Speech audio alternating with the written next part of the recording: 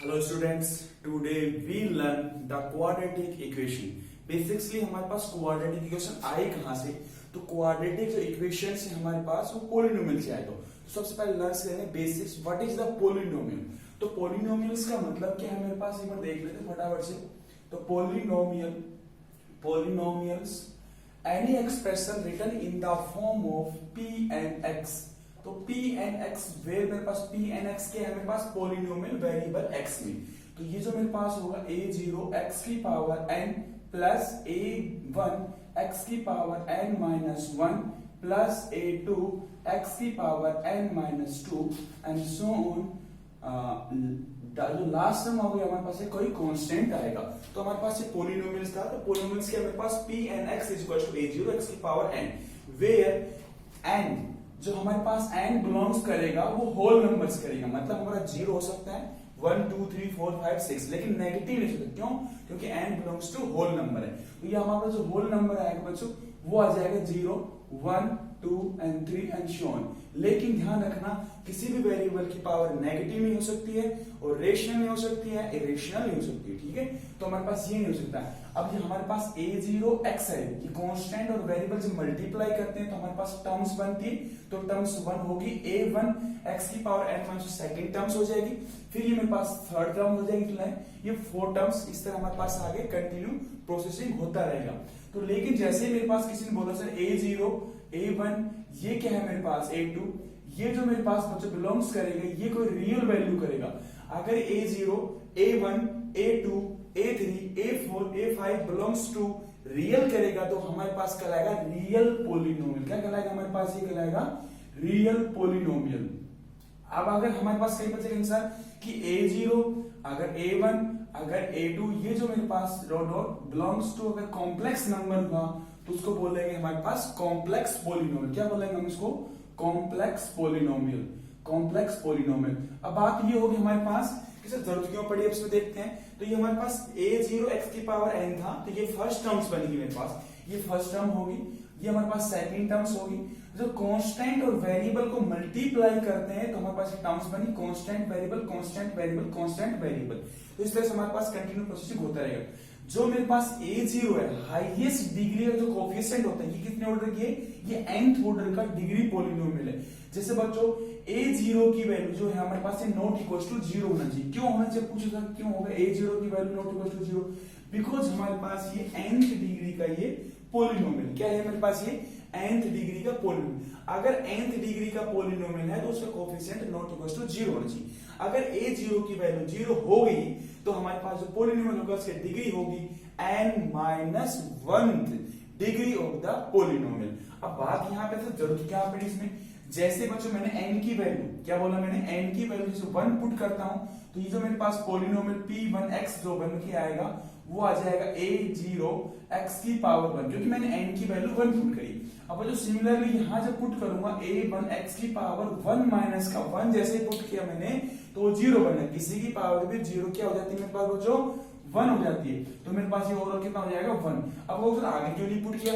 जैसे मैंने a2 x की पावर n माइनस 2 पुट करूंगा तो मेरे पास क्या हो जाएगा? a2 के अंदर क्या होगा बच्चों? ये 1 माइनस का 2, तो ये नेगेटिव पावर हो जाएगी। और नेगेटिव पावर होगी तो पोलिनोमियल नहीं होगा। तो हमको क्या करना है बच्चों? पोलिनोमियल बनाना है। अगर पोलिनोमियल नहीं है तो क्या हम इसको हटा देंगे टर्म्स को। तो कहने का मतलब मेरे पास होगा हम यहां तक आएंगे। जैसे बच्चों मैंने n की वैल्यू 2 पुट किया तो मेरे पास ये p2 x is equal to कितना हो जाएगा? a0 x की पावर 2 प्लस a1 x की पावर 1 प्लस a2। अब सर ये कहां से आया?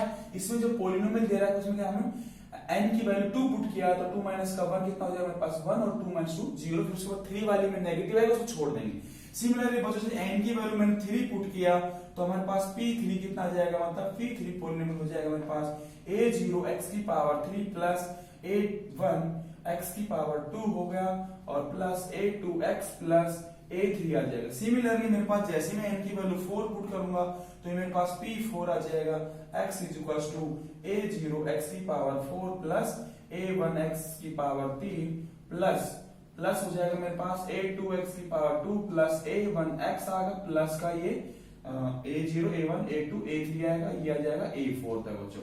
सिमिलरली बच्चों से n की वैल्यू 5 पुट करूंगा तो बस हम यहीं तक करेंगे। फिफ्थ जो पोलिनोमियल होगा वो बच्चों फिफ्थ डिग्री तक पोलिनोमियल हो जाएगा। तो x की पावर फिफ्थ सिमिलर चलता रहेगा, लास्ट में a5। अब सर जरूरत क्या पड़ी, अब देखते हैं हमारे पास जो ये बच्चों जैसे मैंने n की वैल्यू 1 पुट किया, क्या पुट किया मैंने, n की वैल्यू जैसे ही मैंने बच्चों 1 पुट किया तो ये जो मेरे पास n इक्वल्स टू 1 है ना, तो जैसे 1 पुट किया तो ये मेरे पास क्या कहलाएगा, ये पोलिनोमियल जो बना वेरिएबल की पावर कितनी 1 है बच्चों। जैसे ही वेरिएबल की पावर 1 होगी हम उसको बोलते हैं लीनियर पोलिनोमियल। क्या बोलेंगे इसको, लीनियर पोलिनोमियल। तो ये मेरे पास बनेगा बच्चों लीनियर पोलिनोमियल। लीनियर का मतलब था जिस वेरिएबल की पावर 1 हो उसको बोलते हैं लीनियर, क्योंकि वेरिएबल 1 है कांस्टेंट है। सिमिलरली पावर 2 होगी तो हमारे पास पावर 2 होगी, उसको बोलते हैं बच्चों क्वाड्रेटिक पोलिनोमियल। क्या बोलेंगे इसको, क्वाड्रेटिक पोलिनोमियल बोल देंगे इसको। अब सिमिलरली पावर 3 है तो उसको बोलते हैं क्यूबिक पोलिनोमियल। तो पावर 3 है वेरिएबल की, उसको बोलते हैं क्यूबिक पोलिनोमियल। अब बात इसकी आती है बच्चों, इंटरेस्टिंग बात ये आ गई। अब पावर 4 है उसको 4 डिग्री नहीं बोलते हैं, क्या बोलते हैं, डिग्री तो है ठीक है, लेकिन हम उसको बोलते हैं बाई क्वाड्रेटिक पोलिनोमियल। क्या बोलेंगे इसको, by quadratic polynomial, by quadratic polynomial बोलेंगे। जैसे बच्चों फिफ्थ और फिफ्थ से ज्यादा टर्म्स आएंगी तो हम उसको क्या बोलते हैं, हम उसको बोलते हैं highest degree of fifth polynomial. क्या बोलेंगे इसको, highest degree of fifth polynomial, highest degree of fifth polynomial. तो हमारे पास यहाँ पे हम पोलिनोमियल के बारे में पढ़ा।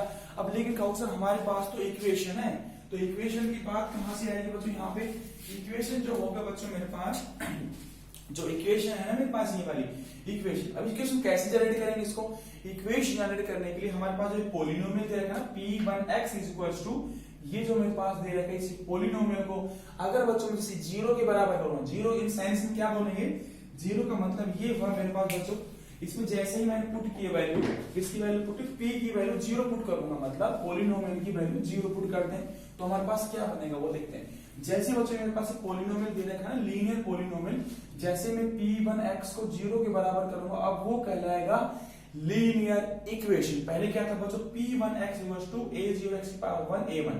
अब ये था लीनियर पोलिनोमियल, लेकिन जैसे मैं इक्वल्स टू 0 करूंगा तो ये हो जाएगा a0x की पावर 1 प्लस a1 आ जाएगा इक्वल्स टू 0। इसको बोलते हैं लीनियर इक्वेशन। अब क्या बन जाएगी बच्चों, ये वाला लीनियर इक्वेशन।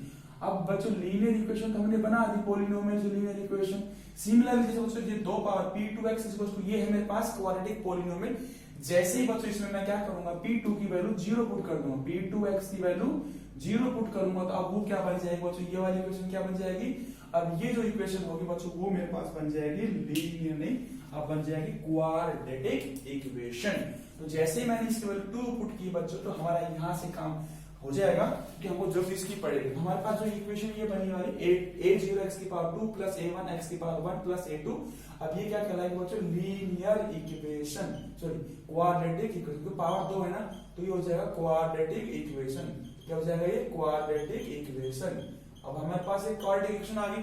सिमिलरली बच्चों जो पावर 3 है उसको बोलते हैं क्यूबिक पोलिनोमियल। क्यों कि जैसे ही मैं p3 की वैल्यू 0 के बराबर पुट करूंगा तो हमारे पास क्या कहलाएगा बच्चों, वो कहलाएगा मेरे पास अब क्यूबिक पोलिनोमियल नहीं रह क्या हो जाएगा बच्चों, इसको जैसे p3 की वैल्यू मैंने क्या किया, इसको p3x को जैसे मैं 0 पुट करूंगा तो वो क्या कहलाएगा बच्चों, अब वो कहलाएगा क्यूबिक इक्वेशन। सिमिलरली जैसे ही बाई क्वाड्रेटिक जो पोलिनोमियल है उसको जैसे 0 के बराबर करा मैंने बच्चों ये वाला, जैसे p4x की वैल्यू 0 के बराबर कर दिया तो क्या बन जाएगा, ये मेरे पास बन जाएगा बाई क्वाड्रेटिक इक्वेशन। तो हमारे पास डिस्कस क्या निकला, हमारे पास p4x की वैल्यू 0 किया ना तो हमारे पास a0x की पावर 4 प्लस a1x की पावर 3 प्लस a2x की पावर 2 प्लस a3x प्लस का a4 इक्वल्स टू 0। इसको बोलेंगे बाई क्वाड्रेटिक इक्वेशन। क्या बोलेंगे इसको, बाई क्वाड्रेटिक। अब ये देखो बच्चों इक्वेशन बन गई है वाली बाई क्वाड्रेटिक इक्वेशन। ठीक है, बाई क्वाड्रेटिक इक्वेशन होगा, लेकिन हमको जरूरत पड़ेगी इसकी क्वाड्रेटिक इक्वेशन की। अब देखते हैं तो हमारे पास क्वाड्रेटिक इक्वेशन जो बनी बच्चों वो क्या बनी है। ठीक है, अब इसका देखो हमने ये क्वाड्रेटिक पोलिनोमियल से क्या पढ़ा, हमने इक्वेशन बनाना सीखा। अब लेकिन हमको जरूरत है क्वाड्रेटिक इक्वेशन की। अब क्वाड्रेटिक इक्वेशन क्या बताया मैंने, ये हमारे पास पावर 2 आई थी, आपने देखा होगा जो हमारे पास आया था ना p2x इज इक्वल्स टू, ये जो मेरे पास आया था a0 जो भी था मेरे पास ax स्क्वायर कांस्टेंट था और ये bx प्लस का c की फॉर्म में आएगा। इसको बोलते हैं हम क्या बोलेंगे बच्चों, क्वाड्रेटिक इक्वेशन। अभी तो पोलिनोमियल है ये वाली, जैसे मैं इसको बच्चों ये वाला जो ये फंक्शन है ये कई बार इसको y के रूप में लिखा होता है, जैसे मेरे पास y की वैल्यू बोलो 0 होगी बच्चों, वो कहलाएगी हमारे पास quadratic equation ax² plus bx plus c equal to 0। अब ये बन जाएगी क्वाड्रेटिक इक्वेशन। अब यहां से पढ़ेंगे जिसकी डिग्री जितनी होगी, जैसे सिंगल वेरिएबल होना चाहिए हमारे पास, सिंगल वेरिएबल है, सिंगल वेरिएबल में जो हाईएस्ट जो पावर होती है वेरिएबल की उसकी क्या कहलाती है, वो डिग्री कहलाती है। Degree of the equation, degree of the polynomial कहलाता है। तो हमारे पास क्या बचा कि पोलिनोमियल था पहले, तो पोलिनोमियल से हमने क्या बनाया, इक्वेशन बनाया, लेकिन पावर 2 थी तो इसका नाम पड़ा बच्चों क्वाड्रेटिक इक्वेशन। तो जैसे पावर 2 होंगे उसके 2 रूट्स होंगे, अगर पावर 3 होगी तो उसके रूट्स 3 होंगे, अगर पावर 4 होगी तो उसके रूट कितने हो जाएंगे, 4 हो जाएंगे। लेकिन हमारे पास इसमें कितनी पावर है बच्चों, 2 पावर है। कितनी, 2। तो इसके 2 ही रूट्स लेकर लेट करता हूं मैं अल्फा और बीटा। अब देखो बच्चों, किसी भी इक्वेशन को अगर रिप्रेजेंट कर रखा है आपने ax² प्लस bx, अब ये भी ध्यान रखना पड़ेगा कि आपकी a की वैल्यू नॉट इक्वल टू 0 होनी चाहिए।